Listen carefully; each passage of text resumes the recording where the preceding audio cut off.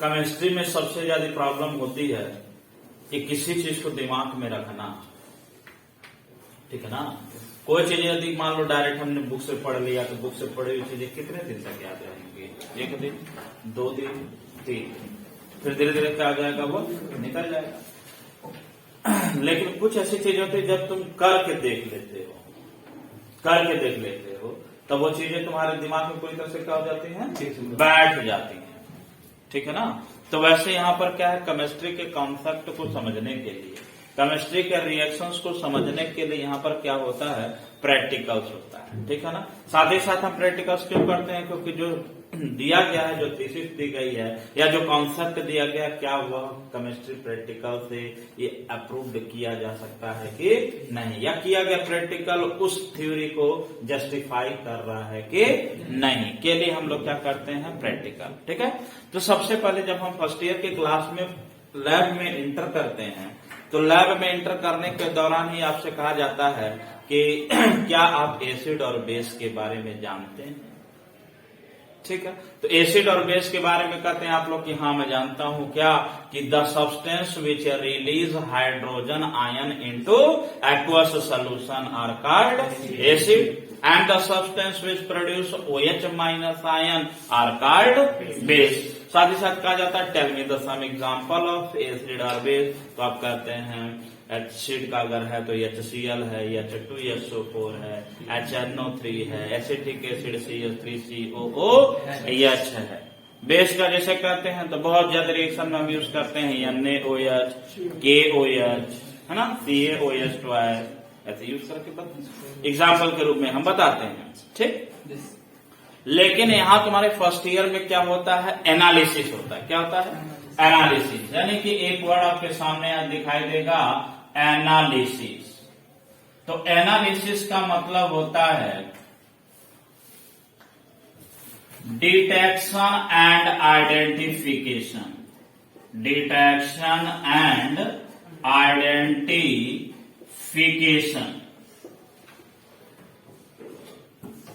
पहले आप डिटेक्ट करो, जैसे मान लो किसी ने कहा यहां जहां आप खड़े हैं यहां जमीन के नीचे सोना धसा है। क्या धसा है, सोने का गगरी नीचे रखा, गाड़ा रखा है।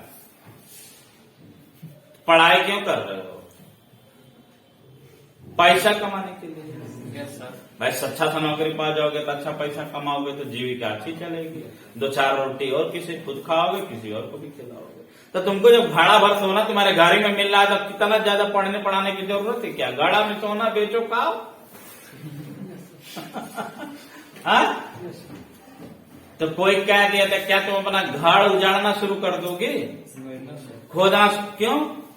अगला कह रहा सोना धसा है तो क्या खोदना शुरू नहीं करोगे उसको? करेंगे भाई, करेंगे तो करेंगे।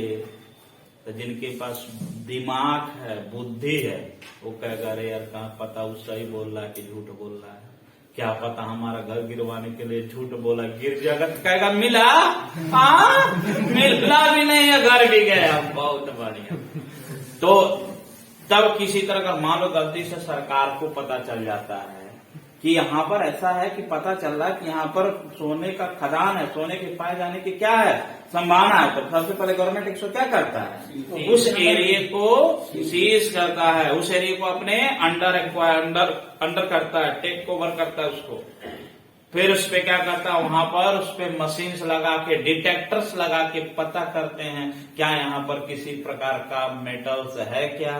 तो डिटेक्शन से पता चलता है कि हाँ यहाँ पर कुछ मेटल्स है, फिर खुदाई होती है। तो क्या जरूरी है मेटल जो आइडेंटिफाई कर रहा है क्या वास्तव में गोल्ड होगा तभी आइडेंटिफाई करेगा? सिल्वर को नहीं आइडेंटिफाई कर सकता है, आयरन को नहीं आइडेंटिफाई कर सकता है, कापर को नहीं आइडेंटिफाई कर सकता है, कर सकता है ना।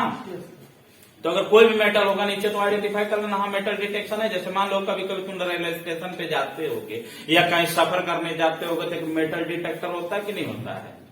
होता है ना। अब मेटल डिटेक्टर में जेब में तुम किसी प्रकार का भी मेटल रखे हो, तो उसी तरह से वो डिटेक्ट होता डिटेक्ट कर लिया, तो डिटेक्ट करने के बाद पता चला कि हाँ मिला, लेकिन वास्तव में पता नहीं सोना मिला कि नहीं मिला। तो जब नीचे से मेटल्स निकलता है, फिर निकलने के बाद पहले क्या किए हो, डिटेक्ट किए हो कि है कि नहीं है, फिर डिटेक्ट करने पर आइडेंटिफाई करो कि गोल्ड है कि कॉपर है कि सिल्वर है कि क्या है। समझ रहे हो? जैसे मान लो लैब में गए तुम, तो लैब में गए तो तुमको क्या दे दिया जाता है, साल्ट दिया जाता है ना। तो साल्ट देते से ही क्या तुम तुरंत रिएक्शन लगाना शुरू कर देते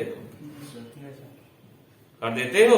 पहले उसको देखते हो कैसा है, एकदम सफेद है, थोड़ा दाने के रूप में है, पाउडर फॉर्म में है। जैसे मान लो अगल बगल दो लोग हैं या दो सैंपल में लगे हैं, एक एकदम पाउडर की तरह जैसे ग्लूकोज का पाउडर होता है, या कह लो जैसे सीमा पाउडर होता है, एक ऐसा जो नमक के दाने के जैसा दिखाई दे रहा था। क्या दोनों सेम चीज है? अलग है ना। कुछ ऐसी चीजें होती सेम दिखाई देगी, एकदम बिल्कुल पाउडर की तरह दिखाई दे रहा है। एक जॉनसन पे पाउडर है, एक नाइसिल पाउडर है। आई तो आजकल बहुत कॉमन यूज होता है माइकोडर्मा, खुजली आ रहा समय, खुजली वाला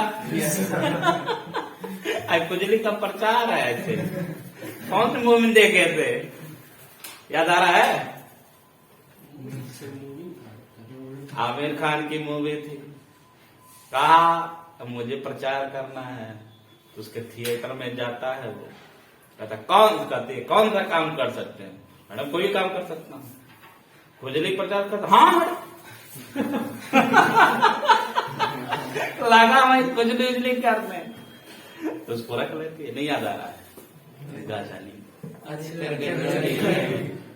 गजनी देखे तो गजनी में नहीं, वो जो लड़का जाता कहता मैं अपने उसमें रख लो, नोटिस लेती है दान लेती, तुम लोग भूल जाते हो ना, याद रखा। फिलहाल आप देखो, तो पहले क्या कर लिया, डिटेक्शन कर लिया, उसके बाद क्या कर लिया, आइडेंटिफिकेशन। तो हम क्या कर रहे हैं, इसको एनालिसिस कर रहे हैं, ठीक है। अब इस एनालिसिस में हम कितने प्रकार के एनालिसिस पढ़ते हैं? दो तरह की एनालिसिस पढ़ते हैं। एक को बोलते हैं क्वालिटेटिव एनालिसिस। क्या पढ़ते हो? Qualitative analysis. और दूसरा कौन सा है? Quantitative analysis.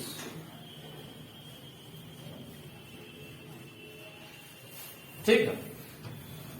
अभी जो तुम फर्स्ट ईयर में जितने भी प्रैक्टिकल कर रहे हो, सब लगभग क्या है, क्वालिटेटिव एनालिसिस है, क्योंकि तुमको सैंपल दे दिया जा रहा है और सैंपल में से यह बताने की कोशिश कर रहे हैं आप लोग कि कौन सा रेडिकल प्रेजेंट है, एसिड रेडिकल कौन सा है और बेसिक रेडिकल कौन सा है। तो जब क्या चीज उसमें पता कर रहे हो, जैसे मान लो किसी ने किसी घर गए, चाय बहुत बढ़िया पिलाया, तो चाय में जब बहुत बढ़िया पिलाया तो हम पूछेंगे ना, यार तुम अपने चाय में क्या डाले हो, कितना बढ़िया टेस्ट लग रहा है, जबकि हमारे घर रोज बनता, मन करता है घुट पिए 10 घुट बाहर निकाल पिए ही ना, पूछेंगे ना। तो कुछ डाला होगा एक्स्ट्रा, तो जो डाला होगा वह उसकी वजह से कैरेक्टरिस्टिक उसका बदल रहा है, चाय का फ्लेवर बहुत अच्छा आ जा रहा है। जिसका मतलब क्वालिटेटिव या क्वांटिटेटिव? क्वालिटेटिव। अब मैं पूछूंगा कितना डालते हो एक पर कप, तो क्वांटिटेटिव। तो जहां अमाउंट की बात कर दे वो कौन सा है? क्वांटिटेटिव। जहां कैरेक्टरिस्टिक कर दिया, किसी का आइडेंटिफिकेशन कर दिया, बताया, पूछा जाए कुछ में से बताओ कि क्या क्या उसमें प्रेजेंट है, तो वो कौन सा हो जाएगा? Qualitative analysis. तो आज का हमारा जो अपना टॉपिक होगा, कौन सा एनालिसिस होगा? Qualitative analysis. बोलो कोई डाउट? तो देखो यही मेंशन भी कर देते हैं, क्वालिटेटिव एनालिसिस में क्या करते हो? Detection and identification of acid radical and basic radical in, किसमें? Inorganic site. इनऑर्गेनिक साइट, या कभी कभी है किस रूप में दे दिया जाता है? Mixture of site. Mixture of site, इसी को हम लोग क्या बोलते हैं? Qualitative analysis. बोलो क्लियर है। अब यहां तुम्हें एक वर्ड दिखाई दे रहा है, क्या दिखाई दे रहा है? रेडिकल। क्या दिखाई दे रहा है? तो यहां से पहला क्वेश्चन जनरेट हो जाता है कि डिफाइन रेडिकल। बोलो क्लियर है। तब देखो यहां सब रेडिकल, यहां से तुम्हारा स्टार्ट भी हो जाता है। क्या? वाइवा पोर्शन यहीं से स्टार्ट होगा। अरे भाई एसिड से पूछा जाए एसिड का एग्जाम्पल तो बता नहीं सकोगे, बेस का एग्जाम्पल पूछा जाए बता नहीं पाओगे, अब बता दोगे, नहीं बता पाओगे क्या? अब बता भी नहीं पाते हो। आज ही बहुत से बच्चों से पूछा जाए नहीं बता पा रहा बहुत कुछ। देखो अब बताती है रेडिकल। तो मैंने आपको पहले भी बताया रेडिकल क्या है। रेडिकल क्या है ना? तो चार्ज कैटायनिक और एनायनिक स्पीसीज है ना। कैटायनिक और एनायनिक स्पीसीज है। सिंपल हम कह सकते हैं radical are the substance which carry positive ions and negative ions. ये नहीं कहोगे तो नेगेटिव आयंस मतलब द सब्सटेंस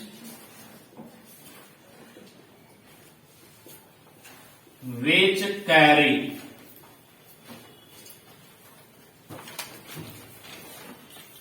positive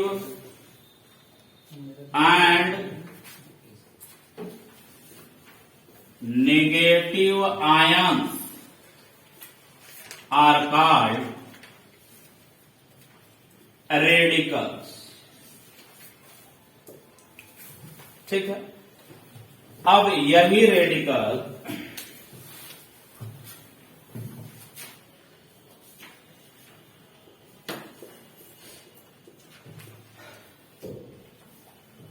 कितने प्रकार के हो गए? दो। कौन कौन सा? एसिड रेडिकल और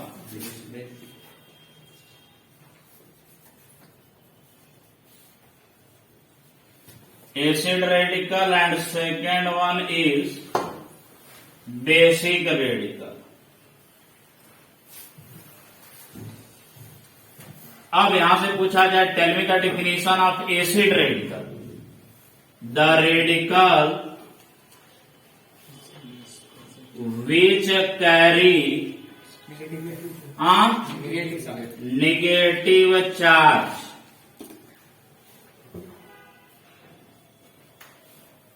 are called acid radical. Example के तौर पर तो बहुत है, फिलहाल यहां 2 ही 3 example. CO3 double minus, PO4 triple minus, etcetera करते।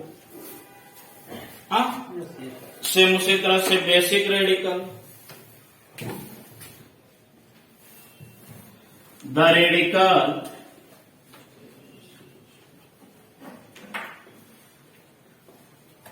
विच कैरी बोलो positive charge are called basic radical. Example पर Pb2 पॉजिटिव या NH4 पॉजिटिव एसेट्रा कर लेंगे। हो गया, नोट कर लेंगे।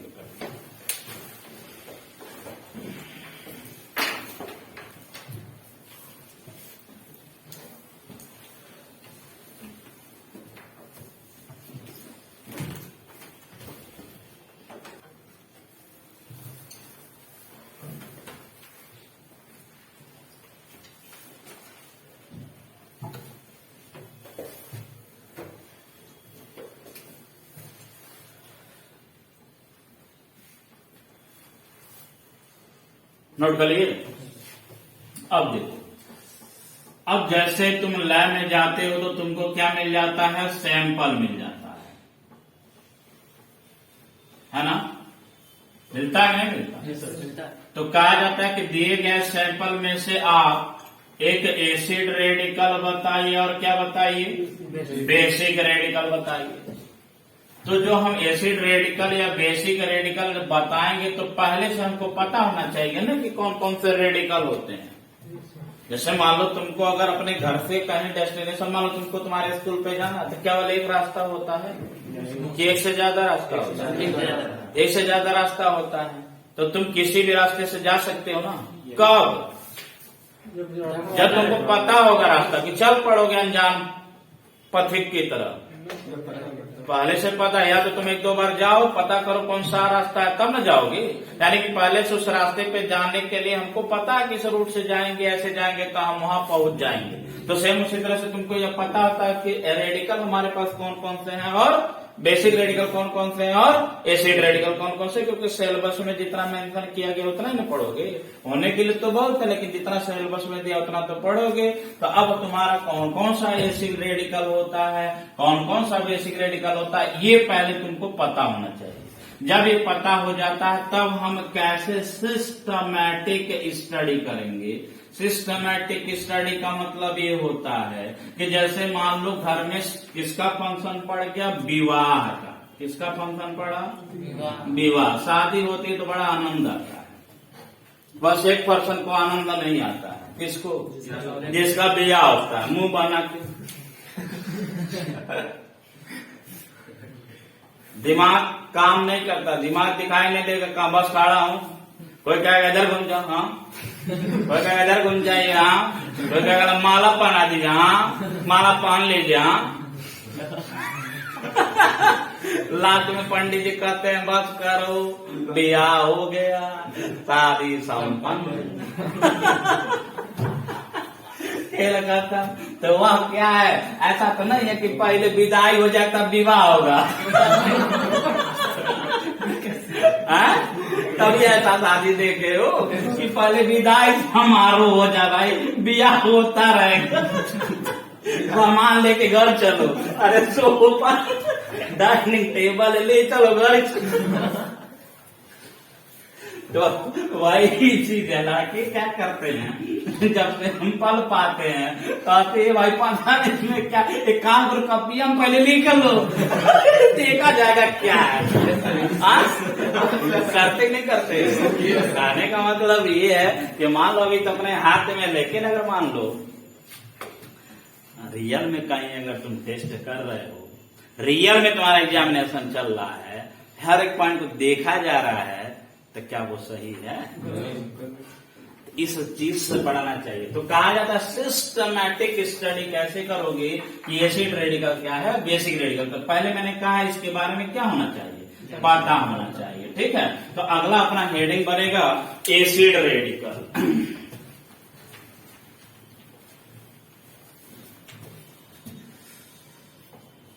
Acid radical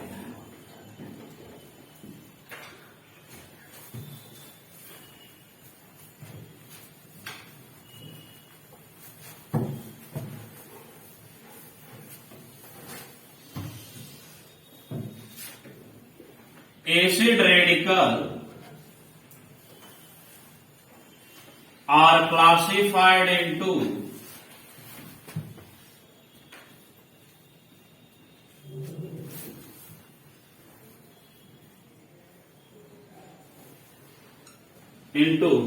how many class? बोलो, एसिड रेडिकल को कितने ग्रुप में बांटा गया? या क्लासिफाइड इनटू 3 ग्रुप्स।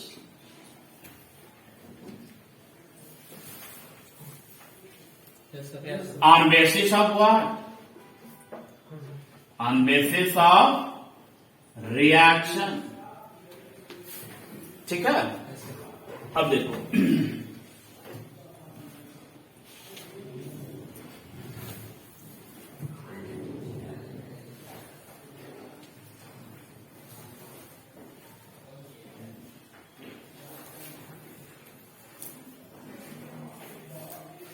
मैंने कहा ये क्या है, ग्रुप नंबर, ठीक। सेकंड कॉलम ग्रुप रिएजेंट रखो, ठीक है, क्योंकि क्वेश्चन यहां से पूछा जाता है। ग्रुप रिएजेंट, और मैंने कहा यहां पर क्या कर लो, रेडिकल। और इसी रेडिकल में दोनों लिख सकते हो, उसका फार्मूला भी और उसका नाम भी। तो मैंने कहा एसिड रेडिकल को कितने ग्रुप में बांटा गया, 3 ग्रुप में। तो पहले ग्रुप को फर्स्ट, अब ग्रुप रिएजेंट तुम्हें याद है, बोलो, डायलूट HCl, बोलोगे, आज भी बहुत से बच्चे बोलते हैं डायलूट HCl, अब इसमें रेडिकल तुम्हारे एक है कि एक से ज्यादा? एक से ज्यादा। मैंने कहा सबसे पहले किसको याद करो? कार्बोनेट। कार्बोनेट का फार्मूला CO3 फिर सल्फाइड है, क्या है? सल्फाइड, फार्मूला यस पर 2-। फिर मैंने कहा सल्फाइड, सल्फाइड SO3 2-। फिर मैंने कहा नाइट्राइड NO2 कितना माइनस? Single minus. फिर लास्ट में एसीटेट CH3COO-। यही है ना। अब एक ग्रुप फर्स्ट में आने वाले रेडिकल का नाम है। अब रही बात, देखो मान लो तुम टेस्ट कर, तो डिटेल आउट मैं करूंगा, रिएक्शन के साथ मैं डिटेल आउट करूंगा, लेकिन फिलहाल पहले यहाँ देखो। मैंने कहा यदि तुम्हें पता है कि यहाँ पर सैंपल में कार्बोनेट रेडिकल प्रेजेंट है, तो कार्बोनेट का कैसा डिटेक्शन होता है? तो हम कहते हैं यहाँ पर कौन सी गैस निकलती है? Colourless and odourless gas. कौन सा? हाँ, colourless and odourless CO2 gas निकलेगा, लेकिन कुछ पता नहीं चलेगा। ठीक है। फिर यहाँ देखो, अगर मान लो यह निकलता है तो ये क्या बताएगा? ये कहेगा रॉटन एग स्मेल। रॉटन एग स्मेल, इसका क्या मतलब है? सड़े हुए अंडे की तरह जो स्मेल आती है ना, उसकी तरह स्मेल जब आती है तो उसे बोलते हैं रॉटन एग स्मेल। फिर मैंने कहा सल्फाइड का है, बोलो क्या होगा? सफोकेटिंग स्मेल होगा। जैसे कि कोई गैस निकलती है, यानी किसका जो गैस निकलेगा, उस समय आप अगर इसको इनहेल कर लेंगे तो आपको कैसा लगेगा? सफोकेशन लगेगा। तो कैसा जाता है? Suffocating smell. कौन सा स्मेल? Suffocating smell. इसे हिंदी में कहा था गला घोटने वाली गैस। गला घोटने वाली गैस। नाइट्राइड का ब्राउन गैस, और एसीटेट का विनेगर स्मेल। बोलो, अब ये पता होना चाहिए कि नहीं होना चाहिए? तभी तो टेस्ट करोगे तो पता चलेगा ना ये। तो ये हो गया कौन सा? एसिड रेडिकल के ग्रुप फर्स्ट का ग्रुप रेडिकल का रिएजेंट क्या है? ग्रुप रिएजेंट क्या है? और उसका रेडिकल, और रेडिकल का फार्मूला। बोलो क्लियर है? नोट करोगे।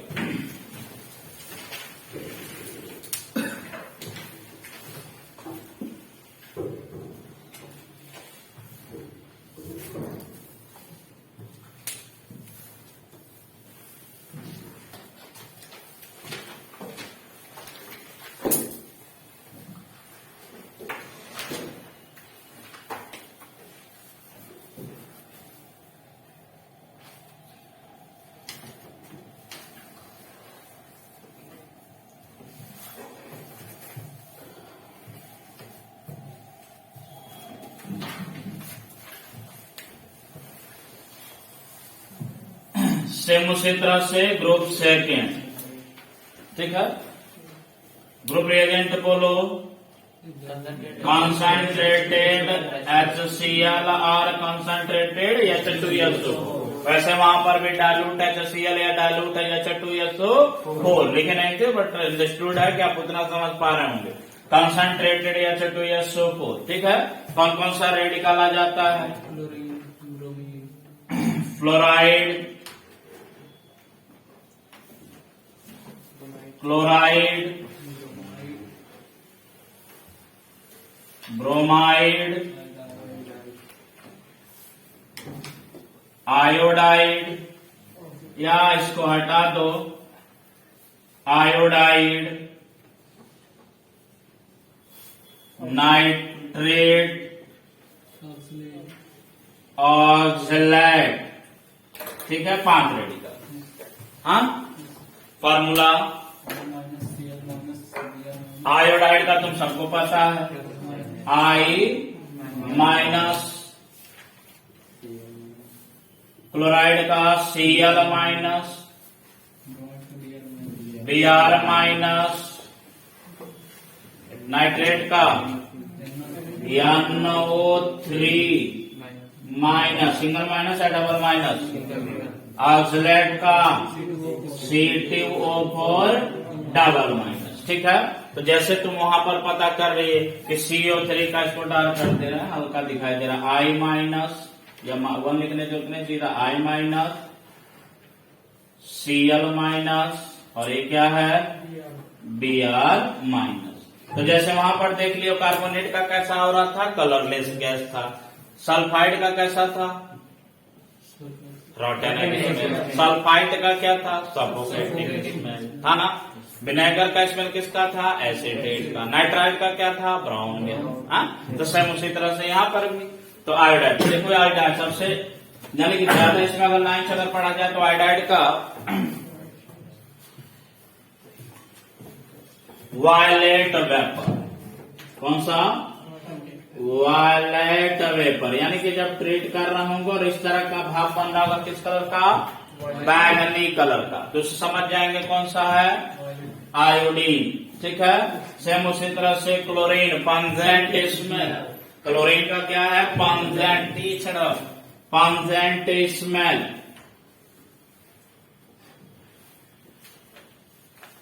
ब्रोमीन का ब्राउन गैस,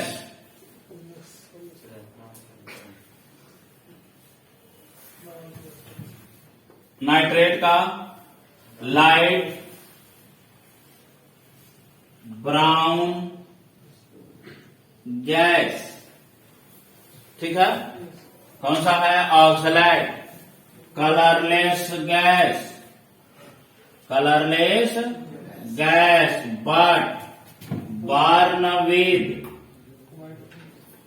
बर्न, हाँ, ब्लू फ्लैम, ब्लू रंग का नील गैस निकालती है, लेकिन यदि जलाने लगोगे तो जलाओगे तो किस कलर का दिखाई देगा, ब्लू कलर का। सीएनजी पे तुम लोग के घर पे खाना बनता है, जब खाना बनता है तो जो बर्नर जलता है, बर्नर किस कलर का दिखाई देता है, ब्लू कलर का। हाँ, अब बाहर लकड़ी पे आग लगा लेते तो किस कलर का दिखाई देता है, रेड एंड येलो। तो ऐसा क्या है, वो भी आ गई ये भी आ गया, तो अंतर क्या है, हाँ ठीक है ना, कंप्लीट फ्लेम है वो, है ना। इसीलिए देखोगे बर्तन पे कोई चीज कहाँ मतलब काला, काले के जिसको कहते हैं वह लगता ही नहीं है। ठीक है ना, ये ब्लू फ्लेम के साथ जलता है लेकिन कलरलेस गैस होता है। बोलो क्लियर है, नोट कर लोगे। फिर ग्रुप नंबर 2 का रेडिकल एंड कैरेक्टरिस्टिक्स।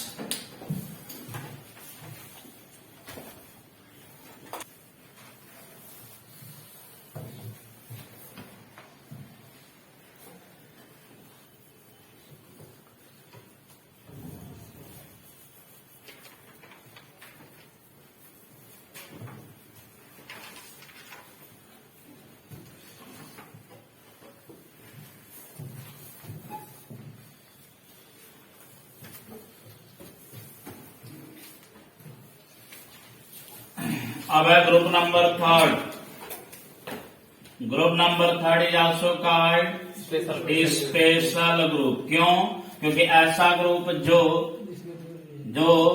कोई भी रेडिकल इन दोनों के साथ रिएक्शन नहीं कर रहा है। किसके साथ, चाहे वह डाइल्यूट H2SO4 हो, चाहे क्या हो कॉन्सनट्रेटेड H2SO4 हो, इन दोनों के साथ रिएक्शन नहीं हो रहा है। इसका मतलब ना तो वह फर्स्ट ग्रुप का रेडिकल है, ना ही वह सेकंड ग्रुप का रेडिकल है। तो ऐसे केस में किस पर हम जाते हैं, थर्ड ग्रुप पर। थर्ड ग्रुप हमारा क्या है, स्पेशल ग्रुप। तो स्पेशल ग्रुप में जो हम रिएजेंट यूज करेंगे वो किस पे डिपेंड करेगा, रेडिकल पे डिपेंड करेगा। क्योंकि यहाँ पर कितने रेडिकल हैं, 2 रेडिकल। पहला कौन सा है, सल्फेट, याद आ रहा है, सल्फेट फार्मूला क्या है, SO4 डबल माइनस। दूसरा क्या है, फास्फेट, कितना है, पहले नाम को लिख लिया जाए, फास्फेट क्या है फार्मूला, BO4 ट्रिपल माइनस। मैंने कहा यहाँ पर जो हम यूज करते हैं क्या रिएजेंट, तो ये है concentrated HCl plus BaCl2 that is barium chloride for what, sulphate radical. Same उसी तरह से फास्फेट रेडिकल के लिए concentrated nitric acid, that is HNO3 plus ammonium malate. The formula is ammonium malate is NH4 whole twice MOO, that is ammonium malate. बोलो clear है? तो ये हो गया। अब बात आती है कि जैसे वहां देखे हो कि ये है तो ऐसा दिखाई देगा, ये है तो ऐसा दिखाई देगा, तो फिर यहाँ सल्फेट है, यहाँ क्या है? फास्फेट है। तो जब सल्फेट होगा सैंपल में, तो जब टेस्ट करोगे तो क्या दिखाई देगा? व्हाइट प्रेसिपिटेट नहीं दिखाई दिया था? White precipitate. अरे भाई जैसे सैंपल लिए थे उसमें थोड़ा पानी डाल दिए हो, एक्वा सोल्यूशन बना दिए, फिर उसमें क्या डाल दिए थे? कंसंट्रेटेड HCl डाले हो, डालने के बाद जैसे BaCl2 डाले हो तो तुरंत व्हाइट कलर का प्रेसिपिटेट बनने लगा, रख दिए हो तो थोड़ी देर बाद वो प्रेसिपिटेट कहाँ हो गया? नीचे बैठ गया। किसके नीचे बैठ गया? जो आपने टेस्ट ट्यूब लिया था ड्यूरिंग द टेस्टिंग, है ना? टेस्ट के दौरान जो आप टेस्ट ट्यूब लिए थे उसी में नीचे की तरफ क्या हो जाता है? बैठ जाता है। सेम उसी तरह से फास्फेट का एलो प्रेसिपिटेट। अगर फास्फेट की बात किया जाए तो एलो का जो है, एलो प्रेसिपिटेट या लाइट एलो भी कह सकते हो, एलो प्रेसिपिटेट। बोलो क्लियर है यहां तक? नोट कर लो।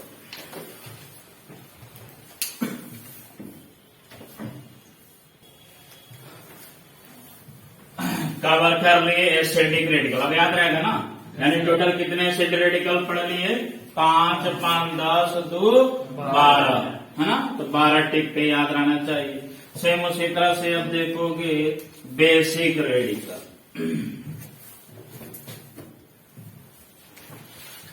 सेकेंड बेसिक रेडिकल कितने ग्रुप में डिवाइड किया गया है? 7 ग्रुप में divided into 7 group. From what? From 0 to 6। किसमें? Roman letter. तभी तो जाएगा। हाँ, जो ग्रुप देखोगे नाम में किसमें लिखा रहता है? 0 to 6। अब देखो इसमें भी टेबल बनाएंगे हम लोग।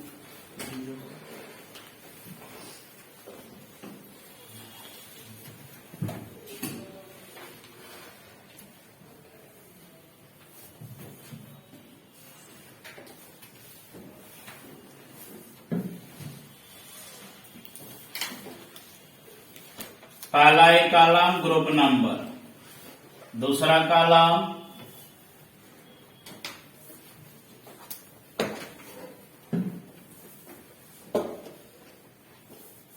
ग्रुप रिएक्शन, तीसरा कॉलम रेडिकल, है ना? उसमें दोनों आ जाएगा, फार्मूला और नाम। फिर प्रेसिपिटेट, यानी ड्यूरिंग रिएक्शन जो प्रेसिपिटेट बनता है, जो सॉलिड मटेरियल, वो प्रेसिपिटेट। और last column colour of precipitate. ठीक है। ग्रुप नंबर 0 में ग्रुप रिएजेंट क्या यूज करते हो? Sodium hydroxide NaOH। रेडिकल एक ही रेडिकल है, क्या नाम है उसका? यही बहुत बच्चे गलती करते हैं, अमोनिया लिख के चले आते हैं, जबकि क्या है? अमोनियम है। अमोनियम का फार्मूला क्या है? NaHO4। जबकि बच्चे क्या लिख के चले आ जाते हैं? NaHO3 लिख के चले जाते हैं। NH3 मतलब अमोनिया है, क्या है? अमोनिया है। और NH4 पॉजिटिव का मतलब क्या है? अमोनियम है। ठीक है। अब रही बात क्या, जब हम जब मान लो कोई हमको साल्ट मिला, मैंने कहा मुझे मिल गया यहाँ पर साल्ट, उस साल्ट में हमने पास किया sodium hydroxide that is caustic soda का सॉल्यूशन, तो क्या यहाँ पर सॉलिड मटेरियल कुछ बनता है? नहीं। क्या होता है? गैस निकलती। कौन सी गैस? Ammonia gas. कौन सी गैस? अमोनिया। यानी कि यहाँ पर कोई प्रेसिपिटेट नहीं बनता है और गैस निकलता है। कौन सी gas? Ammonia gas was evolved. बोलो कोई डाउट? तो तो जब यह गैस निकल रहा होगा अमोनिया गैस, तो गैस का कोई कलर होगा? अरे भाई सॉलिड है नहीं, तो सॉलिड का कलर पूछ रहा है। अमोनिया गैस निकल और अमोनिया का कोई कलर नहीं होता है। देखे हो अमोनिया? नहीं देखे हो? हाँ, डेली लाइफ में हर जगह दिखाई देता है। हाँ देखो, समझ गया। अंडरस्टूड। दवा हमारे बॉडी में क्या नहीं पचता है, क्या नहीं डाइजेस्ट होता है, क्या नहीं एब्जॉर्ब होता है? नाइट्रोजन। पौधा को क्या चाहिए? नाइट्रोजन। तो वही नाइट्रोजन हमारे शरीर से बाहर निकलता है, किस रूप में? यूरिनेशन के रूप में, और भी प्रोसेस निकलते हैं। तो जहाँ यूरिनल के लिए जाते हैं वहां स्मेल आता है, जाता है ना? तो नकिया में रोज ढूंढ के जाता है क्या? अब देखा है वही। तो NaOH अमोनिका that is ammonia gas was used. यहाँ पे कोई प्रेसिपिटेट नहीं बना, तो इसलिए कलर नहीं मिला। फिर मैंने कहा group number first. Group number first का ग्रुप रिएजेंट क्या है? बोलो। डायलूट HCl है। रेडिकल कौन सा है? लेड है। कौन सा? Formula Pb2 positive. अब देखो यहाँ पर क्या है? प्रेसिपिटेट बनेगा। कैसे? मैंने लिया साल्ट। क्या ले लिया? साल्ट लिया। साल्ट मान लो मैंने कौन सा ले लिया है? लेड क्लोराइड या लेड सल्फेट ले लिया। क्या ले लिया? लेड सल्फेट लिया हुआ। तो लेड सल्फेट में PbSO4 में यदि हमने क्या डाला? डायलूट HCl डाला, तो HCl ये है, लेड है, तो यही PbCl के साथ मिलकर क्या बना देगा? PbCl2। तो प्रेसिपिटेट क्या बन गया?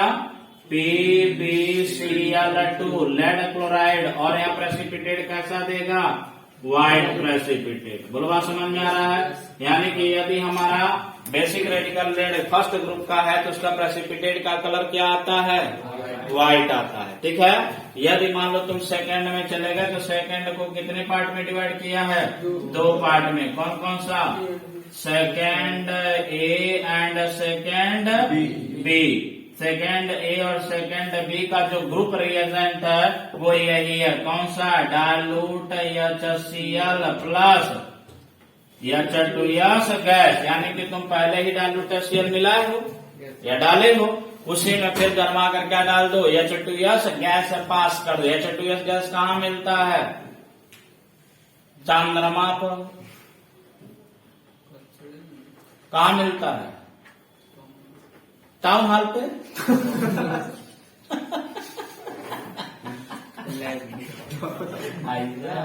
तुम लोग आंसर देते हैं, दिमाग की H2S गैस धूप में बनता है, सनलाइट में बनता है, ओपन एरिया में बनता है, जहां सन का रेडिएशन आता है, उसके लिए कीप्स ऑपरेटर्स होता है। ठीक है ना? वो है। तो H2S गैस जैसे ही पास करोगे तो यहाँ पर क्या होगा? ये तो रिएजेंट हो गया। मैंने कहा कौन कौन सा रेडिकल है? तो सेकेंड ए में आने वाला रेडिकल कौन सा है? लेड है। और क्या है? कॉपर है। तो लेड का फार्मूला Pb2 पॉजिटिव, कॉपर का फार्मूला Cu2 पॉजिटिव। ठीक है। अब यहाँ देखो क्या बना देगा? एक बनाएगा PbS, एक बनाएगा CuS, और यहीं पर यही सेकंड बी में कौन सा है? Arsenic, AS3 positive. क्या बना देगा? AS2S3 that is arsenious sulphide. अब PbS का कलर तो क्या होता है? ब्लैक। ठीक है। ये जो PbS का कलर है कैसा आएगा? ब्लैक। इसका आएगा ब्राउन ब्लैक। ये भी दिखाई देगा ब्लैक, लेकिन थोड़ा सा क्या होगा? लालपन होगा उसमें, ब्राउन ब्लैक। और ये तो बेचारा एकदम अलग ही दिखाई देता, सोने की तरह, दैट इज येलो कलर। बोलो क्लियर? यहाँ तक सेम उसी तरह से अब आ जाओ किस पर? थर्ड पर। Group number third. थर्ड का मतलब है कोई स्पीशीज जिसके ऊपर कितने चार्ज हो? 3 चार्ज हो। कौन कौन सा है? सबसे पहले क्या याद करो? सबसे पहला कौन?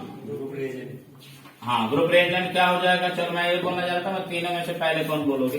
चलो पहले ग्रुप रिएजेंट ही देख लेते हैं। क्या होता है? क्या होता है? NH4OH and NH4Cl, NH4 and NH4 NaOH होता है। अमोनियम क्लोराइड और अमोनियम हाइड्रोक्साइड।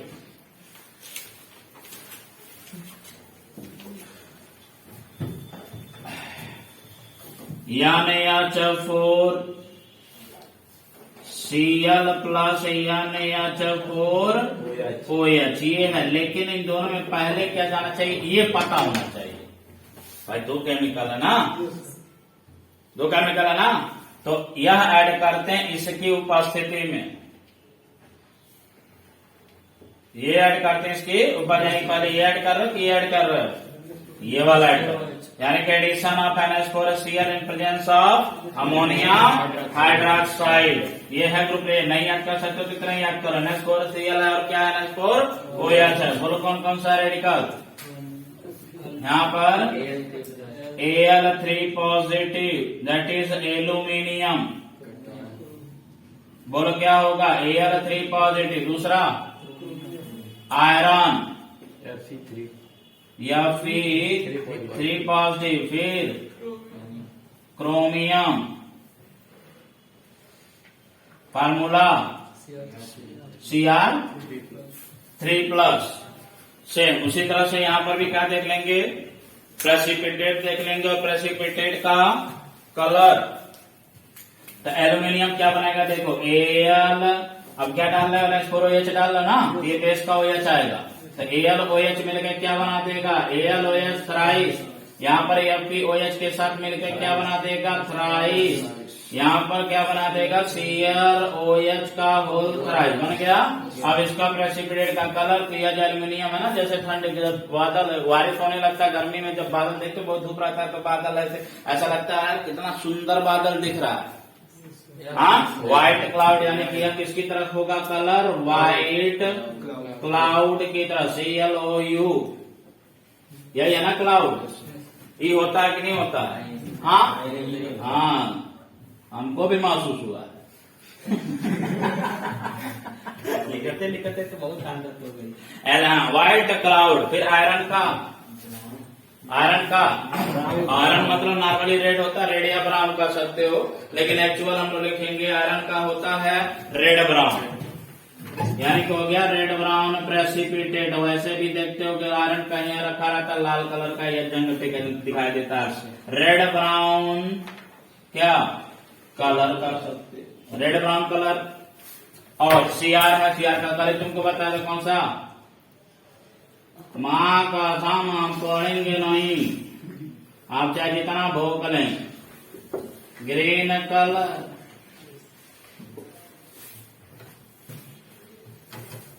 हो गया। अब देखो अभी हमने टेबल को बंद नहीं किया, बट नीचे अब जा रहा, अब नीचे नहीं और जा सकता, इसलिए पहले हमने क्या कर दिया, 3 तक पहले नोट कर लो, यहाँ तक नोट कर लो, फिर बचे हुए को नोट कराता हूँ। अरे सब पढ़ाई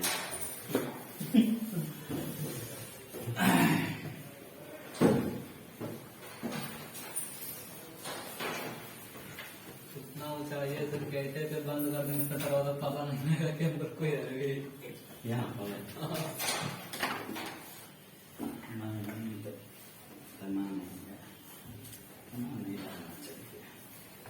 उनके बच्चे नहीं पढ़ते।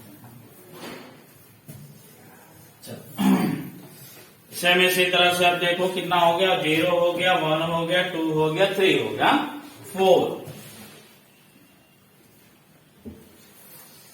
ग्रुप रिएजेंट सेम वही चीज, NaOH4Cl plus NaOH4OH plus H2S gas pass करेंगे, यानी का लेडी ये है उसमें क्या करेंगे, H2S गैस पास कर देंगे। तो यहाँ देखो रेडिकल कौन कौन सा है, ग्रुप नंबर 4 में रेडिकल तुमको मैंने बहुत अच्छी तरीके से, बहुत बढ़िया, नित्य प्रतिदिन मंजन, नीको मंजन, नीकोमंजन मतलब हो गया निकिल पर कितना पॉजिटिव चार्ज, 2 पॉजिटिव, Mn पर 2 पॉजिटिव, Zn पर 2 पॉजिटिव। ठीक है, तो निकोमंजन, तो निको मतलब क्या हो गया, nickel cobalt manganese zinc zinc. ठीक है, अब आ जाओ प्रेसिपिटेट। तो नीको में यानी कि नीको, ये दोनों का कैसा आता है? अच्छा, कलर आगे है ना, कलर आगे, यानी कि यहाँ पर क्या है? Black colour. ये भी क्या है? Black colour. ठीक है, रिएक्शन के दौरान साल्ट क्या बनेगा? देखो क्या लगाएगा, NH4OH, NH4Cl, NH4OH। अब आगे क्या है? H2S। इसका मतलब ये S आ जाएगा, तो S आएगा तो क्या बन जाएगा? NiS। जैसे वहां PBS बना, तो NiS यहाँ बोलो, COS यहाँ पर, MnS यहाँ पर, ZnS। NiS,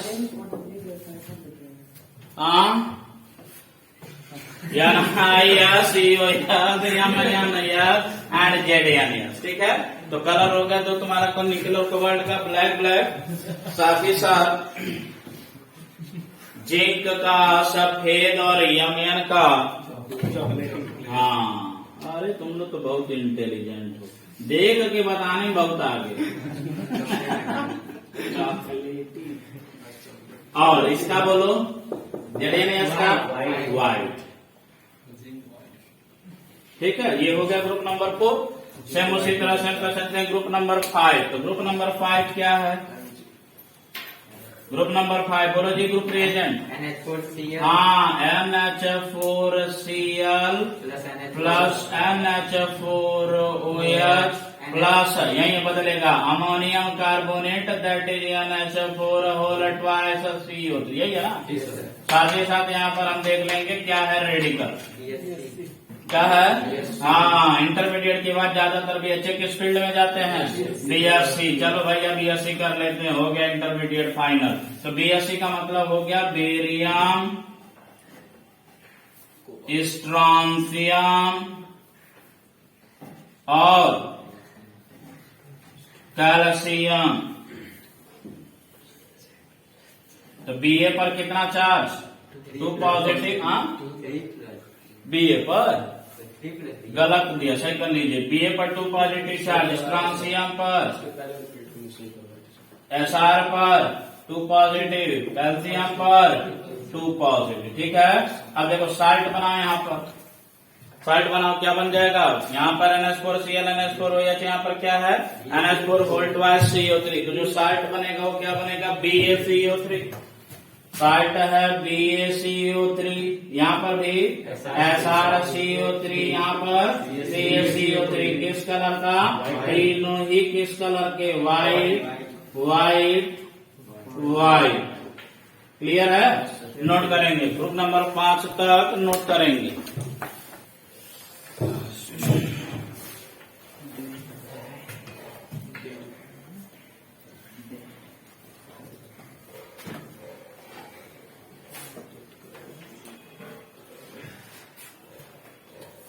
चलो,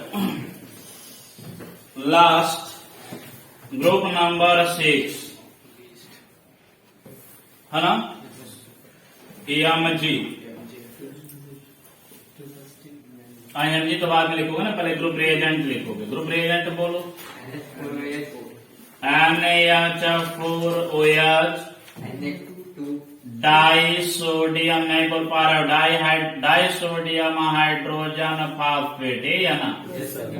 डाई सोडियम हाइड्रोजन फास्फेट का हो, चाहे डाई सोडियम बाई फास्फेट बोलो, यह है ग्रुप रिएजेंट है। रेडिकल एक ही है, कौन सा है? मैग्नीशियम है। फार्मूला क्या है? Mg2 positive. किस कलर का प्रेसिपिटेट देता है? व्हाइट क्रिस्टलाइन, है ना, सफेद क्रिस्टल के रूप में क्या बनाता है? MgNH4, NH4 PO4, जो कितना अच्छा है। Mg पर 2 पॉजिटिव, NH4 पर 1 पॉजिटिव, टोटल कितना पॉजिटिव? 3 पॉजिटिव। फास्फेट पे कितना नेगेटिव? 3 नेगेटिव। बन गया कि नहीं बन गया? क्या नाम बना? मैग्नीशियम अमोनियम फास्फेट बन गया। साल्ट है, किस कलर का होगा? White crystalline. नोट करेंगे, व्हाइट क्रिस्टलाइन। और यहीं पर आप अपने टेबल को क्या कर देंगे? क्लोज कर देंगे, क्योंकि यहीं तक बेसिक रेडिकल को क्लासिफाई किया गया है। बोलो क्लियर है। अब तुमको इतना आइडिया लग जाना चाहिए कि हमें एसिड रेडिकल कौन पढ़ना है और बेसिक रेडिकल कौन पढ़ना है, किस रेडिकल के साथ कौन सा कलर आ रहा है, चाहे वह एसिडिक हो चाहे वह बेसिक हो। बोलो इतना याद कर लोगे। अगर इतना याद कर लेते तो मान के चलो कम से कम तुम्हारा 50% काम हो गया। उसके बाद स्पेशल एक के लिए हम लोग पढ़ लेंगे तो सारा कमांड हमारा प्रैक्टिकल पे जो रेडिकल के एनालिसिस के बारे में बहुत चिंता रहता है, वो चिंता तुम्हारा क्या हो जाएगा, खत्म हो जाएगा। क्लियर है। Thank you.